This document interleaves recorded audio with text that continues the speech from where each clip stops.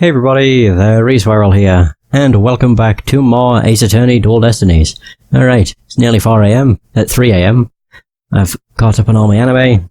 I am ready to do more Ace Attorney. It's been, a good few hours since I did the previous session, which means I've given myself, plenty of time to, given my voice plenty of time to rest, either way. So this is Trial Day 1 in Defendant Lobby number 5. I can do with turning this up a little bit. Okay, what? Just trying to think of like a little recap, what just happened? Athena started to freak out thinking she'd killed her mother, and then 5 black Cyclops showed up, which I think is what Pearl researched. So I did a little research. I looked into those special Cyclops you mentioned, Mr. Nick. You did? That's great. I really appreciate it. A red Cyclops protects a secret a person is consciously trying to hide. If the person folds under questioning, the locks break and the truth comes out. Yep, that's exactly how I got the truth out of Detective Fulbright and Director Cosmos. But a black Cyclops protects a secret from the deepest place in a person's heart. A secret that person isn't even consciously aware of. Oh, so yeah, it is. I'm pretty sure I even said that. In jest. I said it as a joke. So I wonder if it's a secret that they're not aware of. I can't remember. I don't think I said it exactly like that, but I said something like that. Interesting. So even they don't know it's there.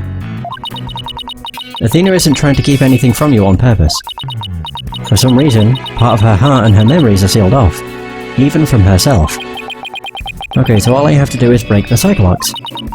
According to my research, a black Cyclops is like a heavy chain wrapped directly around one's heart. That sounds bad. If they are ripped off by force, it could cause permanent damage to a person's soul.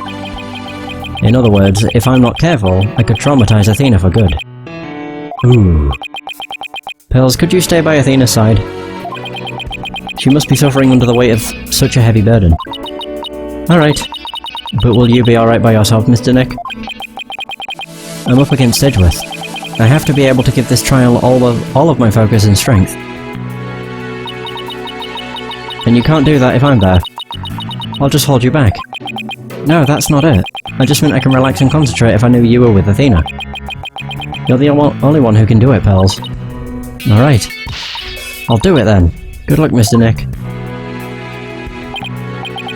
Good. Now that my mind is at ease, I'd better get ready. I'll just tidy up the evidence and take out what I don't need.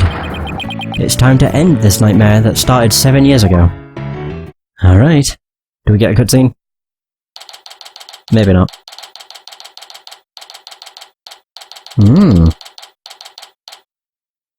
District Court, courtroom number 4. Defense, prosecution, and judge. There are even people in the gallery.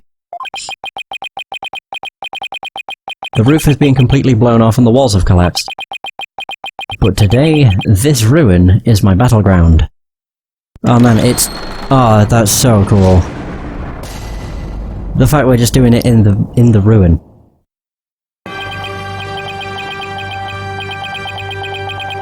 Huh. Oh, it's so weird. Court, or some facility thereof, is now in session for the trial of Athena Cykes.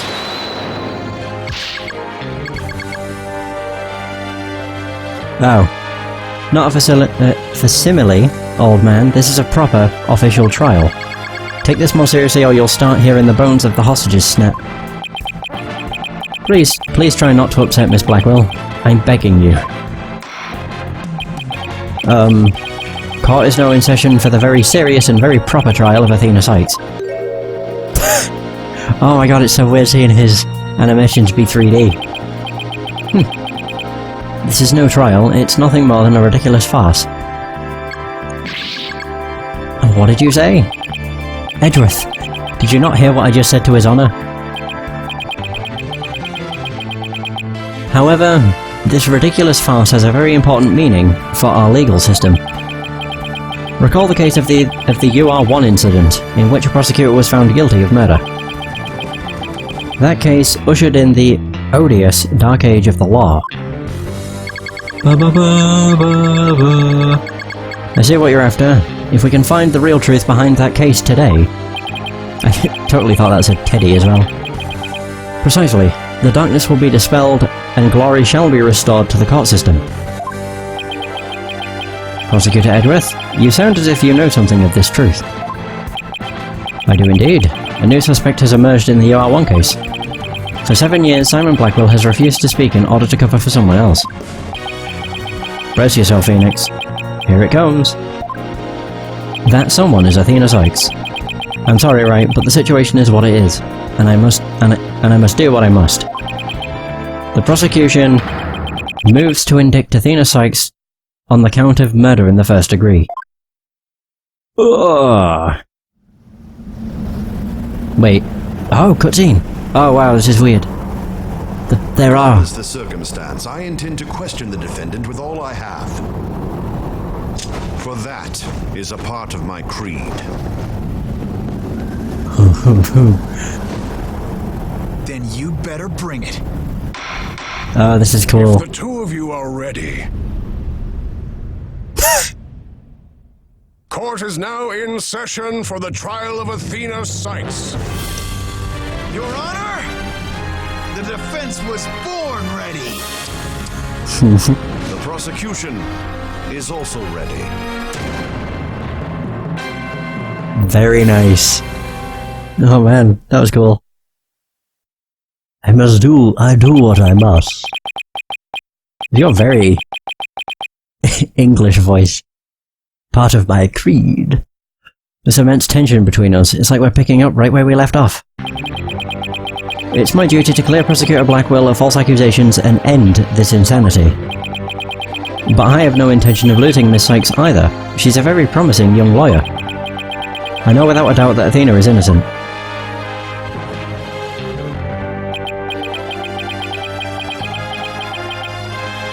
But I don't think Prosecutor Blackwell did it either.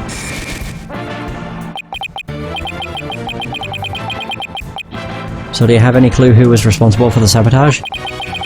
At the very least, I know it wasn't Simon Blackwell. I don't know enough to identify the true culprit, but it's clear what that person is. To put it simply, a spy. The true culprit is a spy. It's going to be hard to convince anyone of that when I barely believe it myself. But I don't have a choice if I want to save Athena and Blackwell and expose the spy. Now then, Chief Prosecutor Edgeworth. No need for the Chief Prosecutor bit, Your Honor. I am here as a simple prosecutor. Very well. Your opening statement, please, Prosecutor Edgeworth. Although I've been known of late to give an impressive opening statement myself. In all the trials I have ever seen, only the prosecution gives an opening statement. Of course, you're right. I was just joking. Just having a little fun. So he wasn't doing them just out of fear. Interesting. Let's start with a brief overview of the UR1 incident.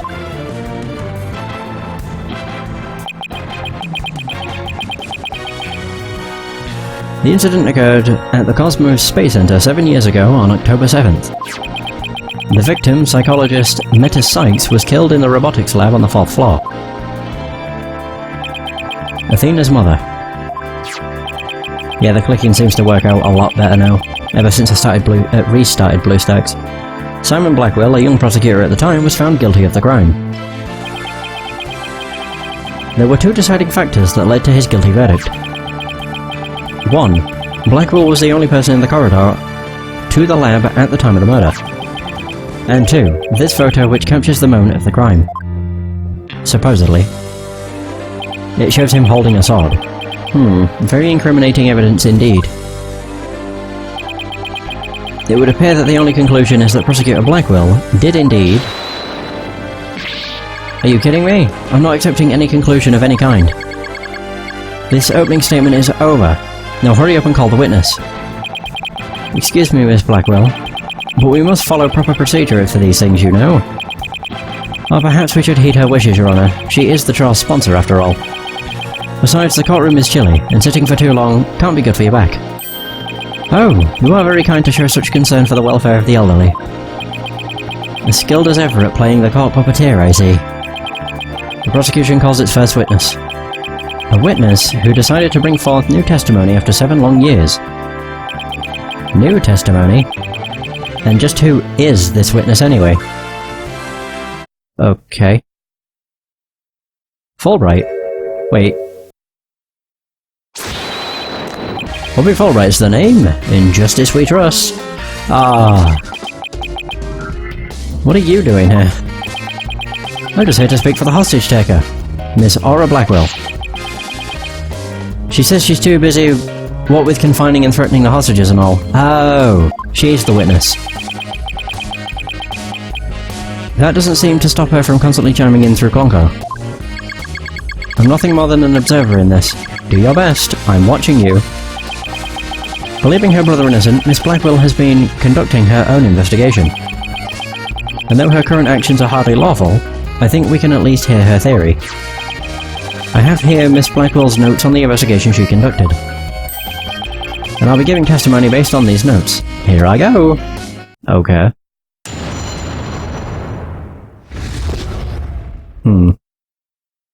So Aura Blackwell's theory. Simon isn't the murderer, he was trying to cover for someone. Someone else was at the scene at the time they say Simon committed the murder. I mean, if he really was out to steal that moon rock, then why the rolling case? Because he was using it to hide someone inside. That's why. And the only person small enough to fit inside that case was Athena Cykes. Oh, okay. And that's Miss Blackwell's theory. It totally goes in the face of the official ruling, huh? About the case she mentioned, there were other rolling cases like that one in the lab. Okay, so we've seen them. But they're not for travelling, they're apparently for moving parts and equipment. Yeah, them things on the left-hand side. I remember seeing three cases, all different size. Well, all different sizes. At the last trial, they thought that Prosecutor Blackwell used the case to steal the rock. And they had a perfectly good reason to think that too. You see, there's a security camera in the corridor that leads to the robotics lab. Oh. And that camera captured footage of Blackwell leaving the scene with the case. I can see why that footage helped to bring his trial to a quick end. It's very convincing, that's for sure. Blackwell was the only one to pass through the scene of the crime. How was that updated? It doesn't look like it added any new information. Whatever. That case, by the way, was later discovered outside on the Space Center grounds. Speaking of after the incident, where was the defendant Athena Cykes found? She was found on the 5th floor of the Space Center, in the Cykes family residence. Prosecutor Blackwell most likely brought her there after the incident. In addition, it's unknown where Miss Cykes was at the estimated time of death. Miss Cykes was too confused by the shock of her mother's death to give proper testimony. There was no witness or evidence to tell us where she might have been. So what you're saying is that Miss Cykes didn't have an alibi. That is what the evidence is saying, yes. I understand the reasoning behind the theory, but I'm far from convinced. The victim is the accused's mother. Are you actually claiming an 11-year-old girl? Of course. The girl had a very strong motive. Dr. Cykes was a psychologist who wrote many papers about speech and emotions. You're aware of Athena Cykes' special ability, aren't you, Your Honor? Are you referring to that therapy thing? Yeah, she's done it quite a few times in court. The ability to read emotions from speech, and the subject of her mother's research. Well, as long as it benefits society, I don't see any particular problem researching it. I don't like where this is heading. I'm gonna say going. Not one bit.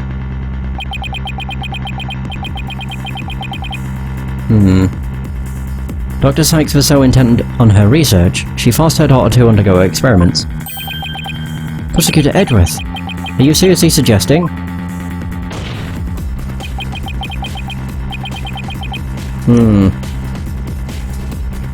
I've done my best to be delicate, but even you can't deny it to be true, Mr. Wright. No longer able to withstand the anguish of the experiments, Miss Cykes felt her only choice was to kill her own mother. Jesus. Go easy on me at least a little bit. Order! Order in the court! What a tragic story! I hardly want to believe it myself. No, we must proceed. Oh, but we must proceed. Mr. Wright, if you could. Detective Fulbright, please refer to the notes. Okay, so we're cross-examining. Alright.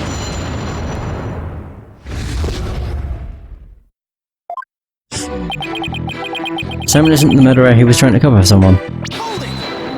Just time to press everything.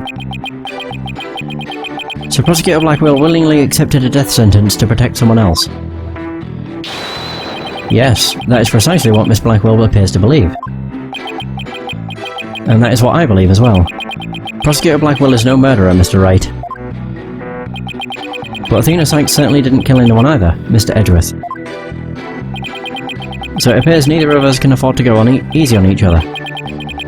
Fine, I expected no less. Oh, I remember this tense atmosphere. It's so invigorating. I'm only reading notes here, but yeah, I feel extra invigorated too. So let's keep going.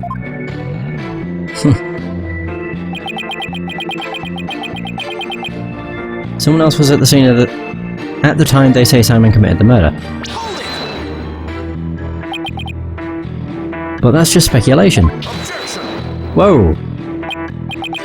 Oh, that's Edgeworth. I was like, who the fuck was that? No, Miss Blackwell has proper grounds for her claims. I don't know if I like his objection, it sounds a bit too... Then why didn't you say so in the first place? I mean, listen to that. You're the one who screamed hold it, and cut me off. Fine, so maybe I jumped the gun by a teeny weeny bit. Now I know what they mean when they say close enough to argue. Moving on.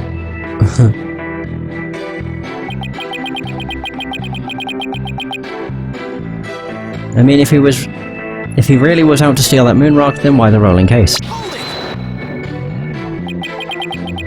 This rolling case. I suppose you mean the one...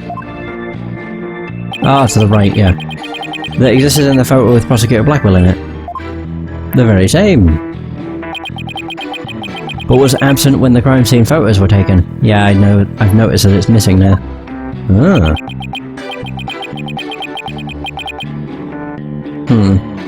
Yes, that's the one.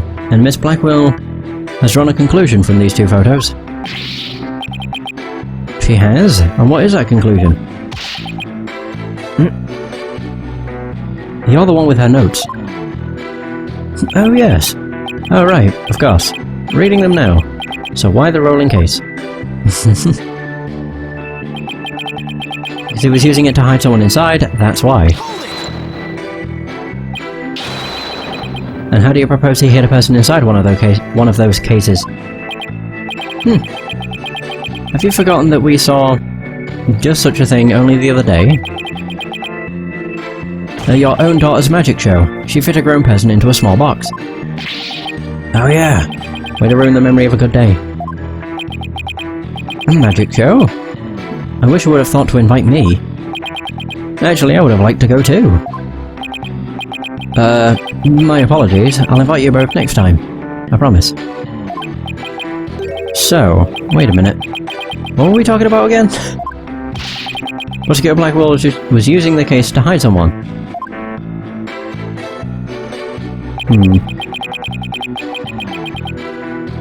Only person small enough to fit inside that case was Athena Cykes.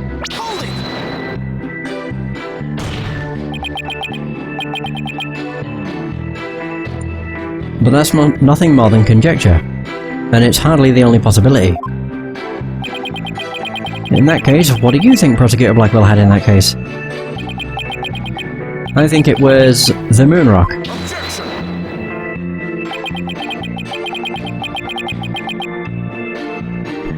There were 3 cases at the scene, but Prosecutor Blackwell used the largest one. Yeah. The moon rock was egg-shaped and only about 8 inches in diameter. It wouldn't have made any sense to use the largest case there just to move that rock. Be that as it may, it doesn't prove Miss Cykes was inside. Then let me ask you this. Can you come up with a better theory of what was in the case? Well, Mr. Wright, can you? Nice, give a guy some time to think. Let's see. Should I try to bluff my way through what could have been in that case? Yes.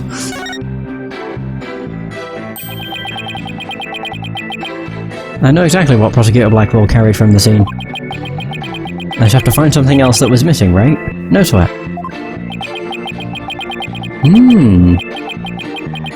I'd be very interested in hearing your theory, if it's true, that is.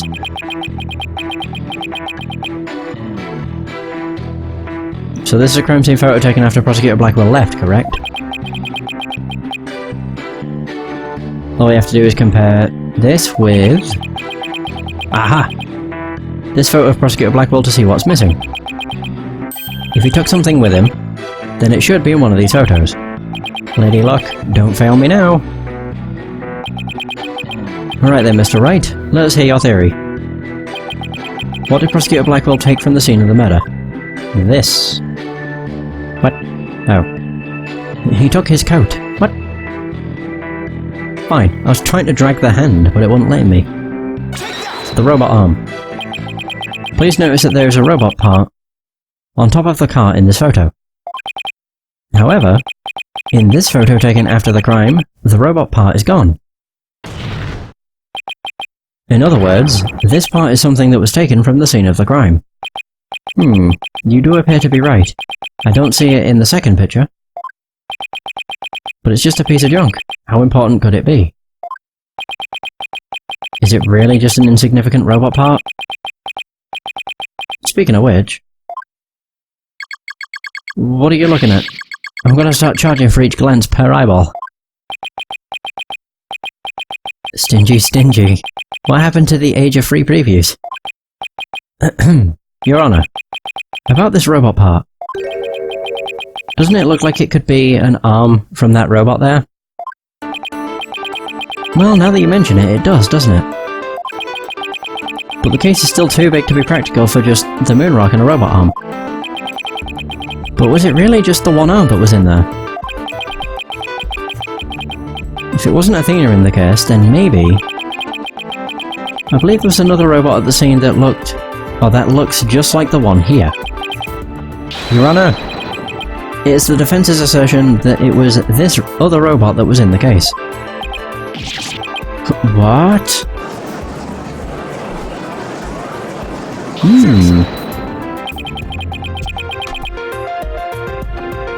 We can't be certain that part belonged to a robot. Yes, it looks like the arm of the one before us, but it could be something else entirely. Besides, it's wrapped entirely in bandaging, making it difficult to verify what it is. Now, because of the bandaging, we know exactly what it is. I know for a fact that it is a robot arm. I can even tell which robot it belonged to, just by looking at it. With this information, we can investigate whether it was there at the time or not. But Mr. Wright, I thought you were more of the technologically illiterate type. When did you become such an expert? I feel somehow abandoned. Not to worry, Your Honor, I still know next to nothing about machines. But I know this piece of evidence proves which robot the arm belonged to. It's the exhibit. There it is.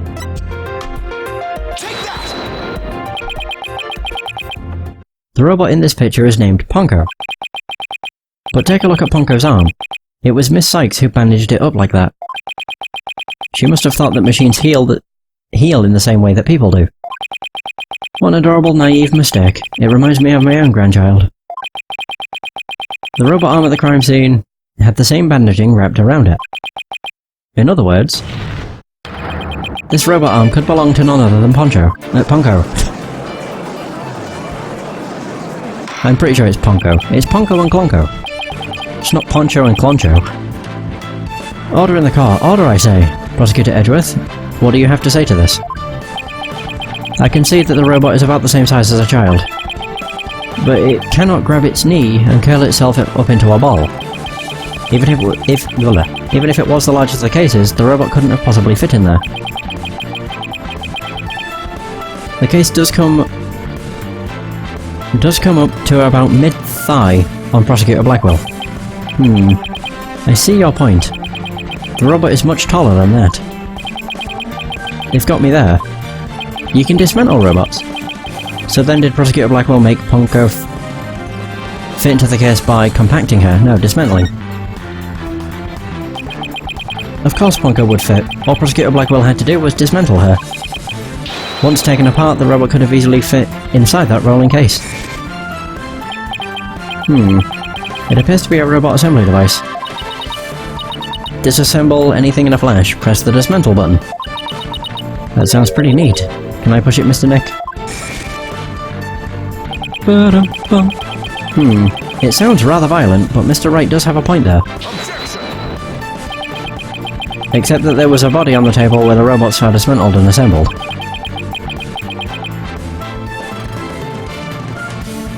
There would have been no room to take the robot apart. But what if it wasn't done on the table? What if the katana was used instead? You mean the sword? Yes, Your Honor. Miss Blackwell, I'd like your opinion as a woman of science. Isn't it true that the katana could have been used to take the robot apart? I suppose so. Their joints aren't made of a very tough material. A blade could slice through them. Thank you for your expert opinion, Miss Blackwell. Thanks to you, we now know that the existence of the severed arm in this photo proves that Ponko was taken apart. In addition, since the rest of Ponko was not found at the scene, we can conclude that the true meaning of this photo is very different from the original interpretation. You can't mean... That's exactly what I mean. This photo does not capture the moment of the murder. It is instead a picture of the moment after the robot was sliced apart. The blood you see where the arm was cut off was transferred there by a bloody katana. Most likely, the rest of Ponko is scattered around Prosecutor Blackwell's feet. Not hearing this. Therefore, what was transported inside that case was not the defendant, but a robot. Miss Cykes never was at the scene at the time of the murder. Oh! My head! My head! My body! Where am I? Oh dear.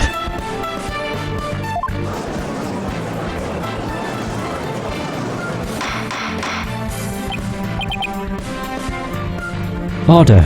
Order in the court! It's true that Ponko was found in pieces after the murder. I'll admit I repaired her myself afterwards. Thought shows Blackwell taking the robot apart. There's a bloodstain on the end of the robot's arm.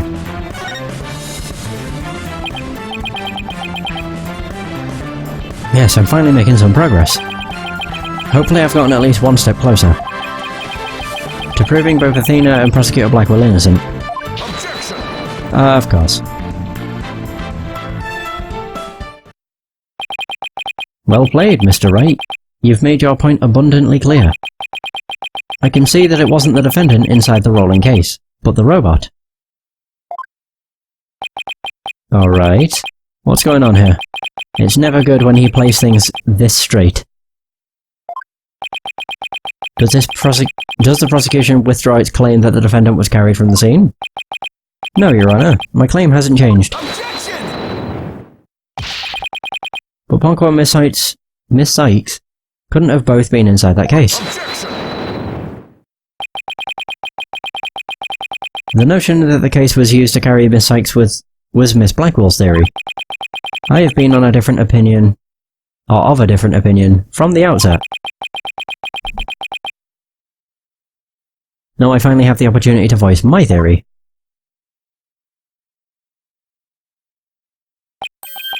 Guard the eyebrow. Thanks to the defense. Edgeworth. He's been one step ahead of me this whole time. In that case, how do you propose the defendant left the crime scene? Simple. The footage only shows Prosecutor Blackwell from behind. What's more, he's holding his arm in front of his body, as if he were holding something, or someone. That's hardly evidence. I have proof. Ah! The circuit Prosecutor Blackwell was wearing. The victim's blood was found on the front of it, and the stain had a highly distinctive shape. A blood stain with a distinctive shape? Please continue, Prosecutor Redworth. 7 years ago, the defendant was known to constantly wear a certain item, of which there is only one in the world, a special pair of headphones made just for her. Every time she wears them, she looks so sad. Well, every time we see this, she always just looks so sad. She always wore these big, heavy-looking headphones. She said her mother made them for her, as part of her research. Analysis showed the bloodstain to be in the exact same shape as these headphones. In other words, this was no mere blood splatter. The blood went from the victim's body to the headphones and then was imprinted onto Prosecutor Blackwell's coat like a stamp. A most gruesome stamp indeed. Blackwell carried Miss Sykes, who had been hit by splatter, away from the crime scene. This proves that Athena Cykes was, without question, present at the crime scene. And that concludes the prosecution's argument. Wow. Did he literally just destroy every point we made? Order. If the defendant was indeed at the scene, it deepens the suspicion against her. Objection! We've also shown that the robot was there at the scene as well. Objection! I hope you're not making the ridiculous claim that a simple robot was the real murderer.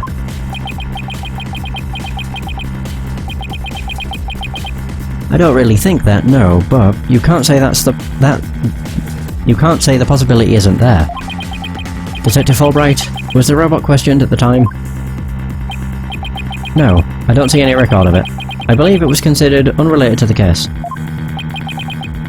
But as it turns out, the robot was actually integrally related.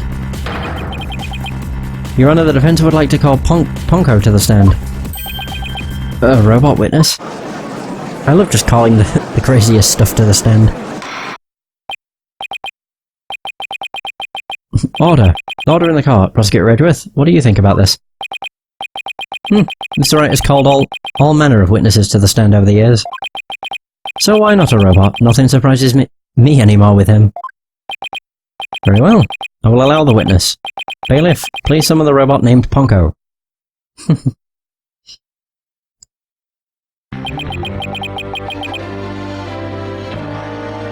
Witness, please state your name and occupation. Whoa. My name is not Witness, my name is Ponko.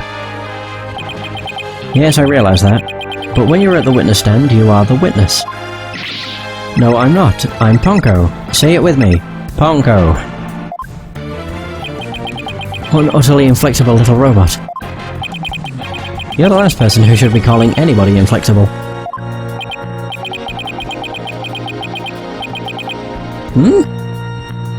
You remind me of my grandchild who just learned his own name. Oh, how precious.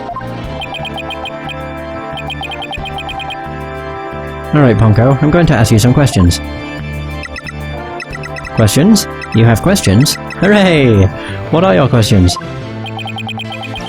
I want to know if you were there at the scene of the murder of Mrs. Sykes. It was 7 years ago on the 7th of October around 2 PM, in the robotics lab. Certainly. Just one moment.